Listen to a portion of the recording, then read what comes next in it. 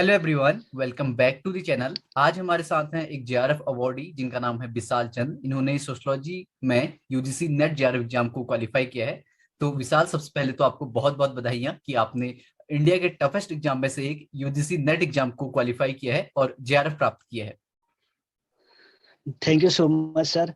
Sir, जो मेरी 1-1.5 साल की जर्नी रही है उसमें आपका जो सहयोग रहा उसके लिए तो सबसे पहले मैं आपको धन्यवाद कहना चाहूंगा। जी। तो विशाल, आपका बैकग्राउंड क्या रहा और किस तरीके से आपने तैयारी की? अगर आप बताएंगे तो जो भी एस्पिरेंट हैं, जो कि आगे तैयारी करने वाले हैं, उनको बहुत ज्यादा हेल्प मिलेगी। सर, मैं पिथौरागढ़ उत्तराखंड से बिलोंग करता हूँ। जी। मेरी जो 12th तक की पढ़ाई हुई है वो साइंस बैकग्राउंड से रही है। उसके बाद मैंने फार्मेसी किया हुआ है। फार्मेसी के बाद मैंने बीए किया और एमए किया। ये यहाँ के स्टेट यूनिवर्सिटी कुमाऊं यूनिवर्सिटी से किया है। जी। यहाँ से 2020 के अराउंड में। तो उसके दौरान ही मैंने फिर पीएचडी के लिए भी एंट्रेंस एग्जाम दिया था मैंने, और पीएचडी का निकाल लिया था मैंने सोशियोलॉजी में। तो आप अभी कुमाऊं यूनिवर्सिटी में एज ए रिसर्चर हैं। हाँ जी विशाल। हाँ सर। हम्म, हाँ जी। सर, वैसे मैं कुमाऊं यूनिवर्सिटी का दिया था, लेकिन ये बाद में दो यूनिवर्सिटी में इसका डिवाइडेड हो गई। तो मैं अभी फिलहाल एसएसजे यूनिवर्सिटी के अंदर रिसर्च स्कॉलर हूँ। जी। जी। तो आपका स्कोर कितना रहा पेपर 1 एवं पेपर 2 में? सर, मेरा पेपर 1 में स्कोर था 56। जी। मीन्स 28 क्वेश्चन ठीक हुए थे। हाँ। और पेपर सेकंड में मेरा स्कोर रहा था 160। मीन्स 80 क्वेश्चन ठीक रहे थे सर 80 मेरे। क्वेश्चन, तो 100 में से 80 क्वेश्चन, जो कि काफी अच्छा स्कोर होता है। तो इन सारी इसको अचीव हाँ। करने के लिए आपने कौन कौन सी किताबें यूज की, कौन कौन सी वेबसाइट्स यूज की, या फिर कहाँ कहाँ से आपने कंटेंट लिया, उसके बारे में आप बताएंगे? हम्म। सर, सबसे पहले तो मैंने जब स्टार्ट करना शुरू किया था 2020 के अराउंड, मैंने एक बार नेट का पेपर दे दिया हम्म। था एमए के दौरान ही। हाँ। तो उस दौरान 1 महीने की तैयारी थी, उतना बेहतर तैयारी नहीं थी, तो मेरा नेट भी क्लियर नहीं हुआ उस दौरान। हाँ जी। तो तो उसके बाद मैंने सर तैयारी करनी शुरू की। तो हम्म। मैंने अंतरा मैम के वीडियोस देखता था। मैं अंतरा मैम के यूट्यूब वीडियो देखे मैंने पेपर सेकंड के लिए, और पेपर फर्स्ट के लिए बहुत सारे थिंग जो वीडियो बनाते हैं या जो टीचर्स हैं उनके वीडियोस देखने शुरू किए मैंने। जी। तो उ, उसी दौरान सर मैंने आपका वीडियो भी देखा था। जून 2020 का आपने पेपर भी निकाल लिया था। तो सर मैंने आपसे भी कांटेक्ट किया था कि हाँ सर किस तरीके से आपने प्रिपरेशन किया। आप अगर मेरी हेल्प कर सकते हो तो आप हेल्प कर मतलब करिए, करिएगा करके। जी। तो इसके अलावा सर मैंने जो बुकें यूज की थी पेपर फर्स्ट के लिए, जहाँ तक है सर, मैंने केवीएस मदान की बुक पढ़ी थी फर्स्ट। हाँ। उसके अलावा सर तलवीर सर के, नवदीप मैम के, अदिति शर्मा मैम के और मुकेश गोयल सर, ये चारों जो हैं इनके मैंने वीडियोस देखने शुरू किए यूट्यूब में पेपर फर्स्ट के लिए। जी। और उन्हीं के वीडियो से मैं नोट्स बनाते रहता था पेपर फर्स्ट के लिए। उसी उसी से मैंने प्रिपरेशन की। तो आपने पेपर इसके फर्स्ट अलावा के लिए मल्टीपल चैनल से हेल्प ली, और कहते हैं यूट्यूब से मेनली हाँ आपने सब कुछ पढ़ा है। और पेपर सेकंड के लिए आपने कौन सी पुस्तकों का सहारा लिया? सर, पेपर सेकंड के लिए मैंने जो बुकें यूज की थी, हाँ। एक तो मैं हिंदी हिंदी माध्यम का छात्र रहा हूँ। बीए हम्म। एमए मेरे हिंदी मीडियम से रही थी, तो मैं बेस तो था मेरा। लेकिन जहां तक नेट की बात होती है तो इंग्लिश में थोड़ा एज टाइप का मिल हाँ। जाता है। तो मैंने सर जो बुक सबसे पहले प्रेफर की थी वो इग्नू की बुक है। इग्नू के एमए के जो बुकें हैं वो सारी बुकें मैंने नोट्स बनाने में यूज की थी। इग्नू की। जी। इस हाँ सर। इसके अलावा सर नितिन सीमा सांगवान की एसेंशियल सोशियोलॉजी की जो बुक है हाँ। उसमें भी सिलेबस का बहुत सारा कंटेंट मिल जाता है। जी। तो मैंने उसका भी प्रयोग किया था। इसके अलावा जॉर्ज रिजर की बुक थी, उससे भी मेरे कई बहुत सारे नोट्स उसमें से भी लिए थे अपने नोट्स बनाने के लिए। इसके अलावा सर अगर हिंदी में कुछ बुकें ली थी मैंने, जैसे समाज शास्त्र की राम आहूजा की बुक थी। हाँ। वो राम आहूजा मुकेश आहूजा वाली समाज शास्त्र में। बेसिक तो कंसेप्ट उससे वाली भी, बात। हाँ, बेसिक कॉन्सेप्ट वाली। जी। उसके अलावा सर मैंने जो बुक ली थी इंडियन थिंकर के लिए बीके नागला की बुक यूज की थी मैंने। हाँ। और इसके अलावा सर आधुनिक समाजशास्त्री विचारक में एसएल दोषी की जो बुक है उसका सहारा लिया था। जी, जो ग्रीन बुक आती है। और हाँ, हाँ जी।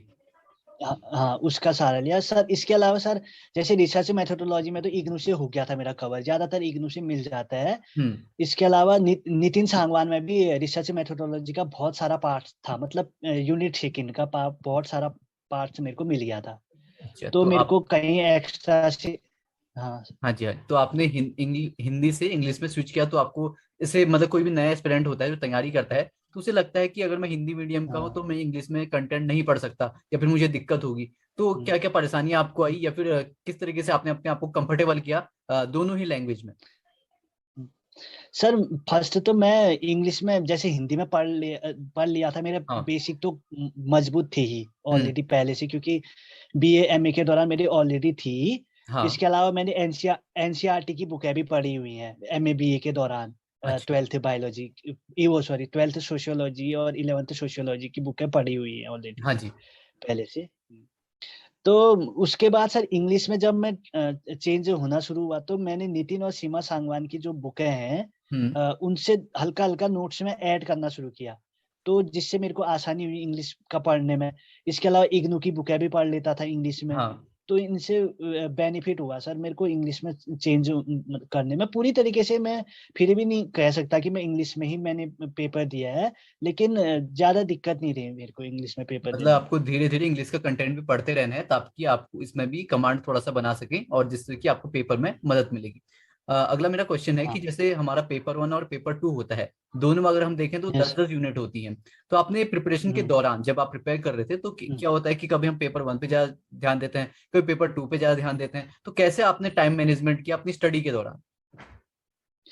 सर, मैं जब फर्स्ट में स्टार्ट किया तो मैंने दोनों को सेम टाइम दिया। जैसे अगर मैं हाँ। 2 घंटे फर्स्ट पेपर को दे रहा हूँ, तो 2 घंटे के 2 आवर से सेकंड पेपर को दे दूंगा मैं। हाँ जी। तो इस तरीके से धीरे धीरे जब मेरे पेपर फर्स्ट के नोट्स कंटेंट मैंने यूनिट वाइज बनाने शुरू कर दिए थे और पढ़ लिया था मैंने, फिर उसको कम समय देना शुरू किया और यूनिट सेकंड में ज्यादा समय देना शुरू किया। मैंने सोचा कि अगर क्योंकि अपने सब्जेक्ट को थोड़ा ज्यादा मजबूत हाँ बना जी, देता हूँ, जो कि बाद में क्या मेरे लिए फायदेमंद हो सकता है।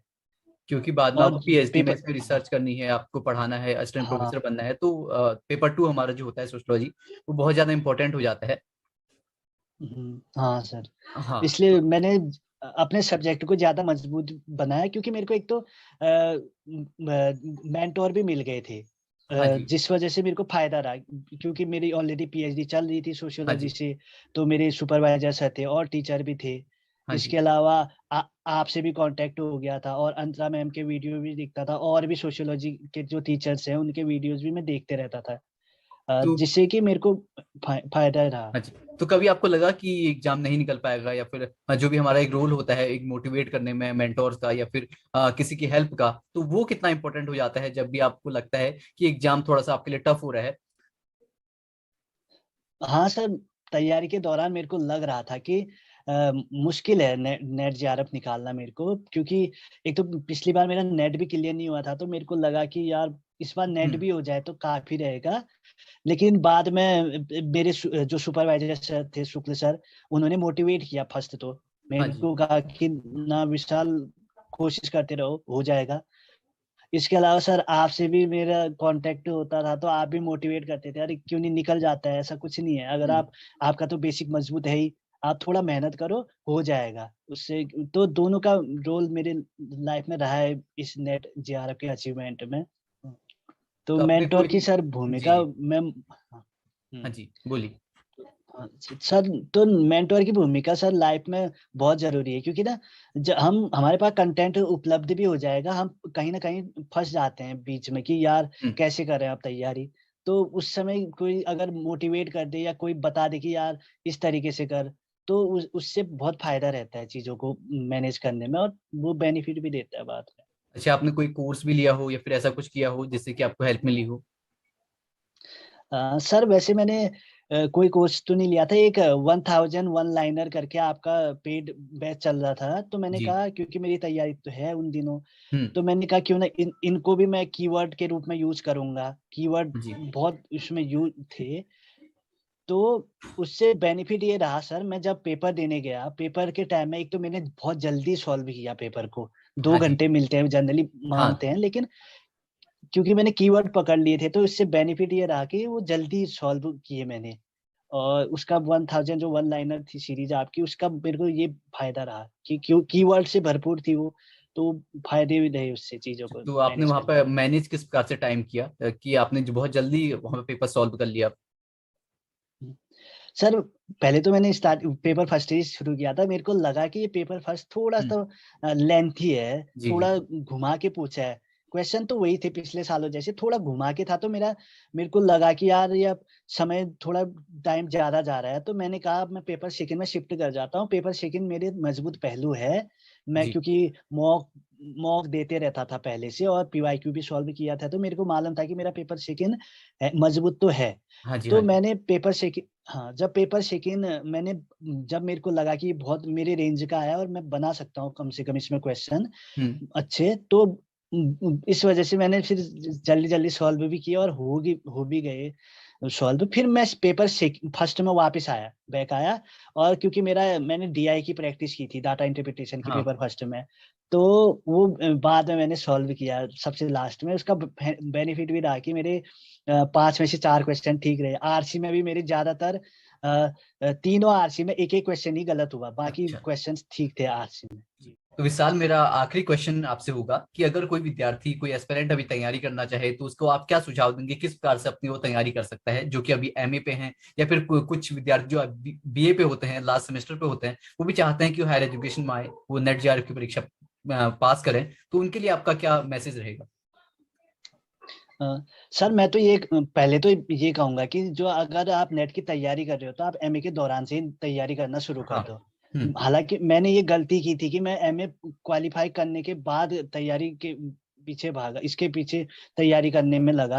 हम्म। अगर आप एमए के दौरान करोगे तो और ज्यादा आपको बेसिक क्लियर हो जाएंगे। जी। दूसरा सर, हिम्मत नहीं हारनी है। आप अगर असफल हो जाते हो कोई नेट के पेपर में, जैसे मैं नेट में पहली बार अटेम्प्ट में मैं फेल हो गया, नेट हाँ भी क्लियर नहीं हुआ, लेकिन दूसरी बार में मैंने जेआरएफ भी क्लियर कर दिया। क्योंकि अगर हम सही तरीके से चलते रहेंगे, और अगर सही मोटिवेशन, सही मेंटोर मिलेंगे हमको लाइफ में, तो जी। हमें सफलता से कोई नहीं दूर कर सकता। सफलता हमको मिलके रहेगी। जी। तो सर मैं वैसे चाहूंगा कि आप जैसे मेरे को मेंटोर आपके रूप में मिले, और लोग भी मिले। अगर आप इस तरीके से कोई कोर्स से चलाएं या कुछ नया कुछ लाएं इस टाइप का, जैसे आप 1000 वन लाइनर सीरीज लेके आए थे पहले, जी। इस बार भी अगर इस टाइप का कोई कोर्स लेके आए, तो उससे जो ये बच्चे हैं जो तैयारी कर रहे हैं, उनको बहुत बेनिफिट होगा उसका। क्योंकि मैंने जो देखा है, जैसे अपने पेपर सेकंड में जो मेरे को बेनिफिट हुआ, वो तो देखा ही है मैंने। जी विशाल। तो उस तरीके से सर। तो विशाल, मैं प्रयास करूंगा कि मैं भी ऐसी कोर्स ला सकूं, या फिर हम्म, यूट्यूब पे थोड़ा वीडियोज की संख्या बढ़ जाए, ताकि और भी लोग हैं जिनको हम्म, की क्या कहते हैं, नेट जेआरएफ की परीक्षा पास करनी है या फिर और एग्जाम्स पास करने हैं सोशल से रिलेटेड, उसमें हेल्प मिल सके। सो आपने अपना जी कीमती समय दिया और समय निकाल के आपने कहते हैं ये इंटरव्यू के लिए शूट किया, तो इसके लिए बहुत बहुत धन्यवाद। आगे भी हम चाहेंगे कि हम इस तरीके से कोलैबोरेशन करते रहें और आगे भी आपका कोई ना कोई इंटरव्यू आए, कुछ ना कुछ आप अचीव करें बहुत जल्दी। So thank you so much. Thank you sir.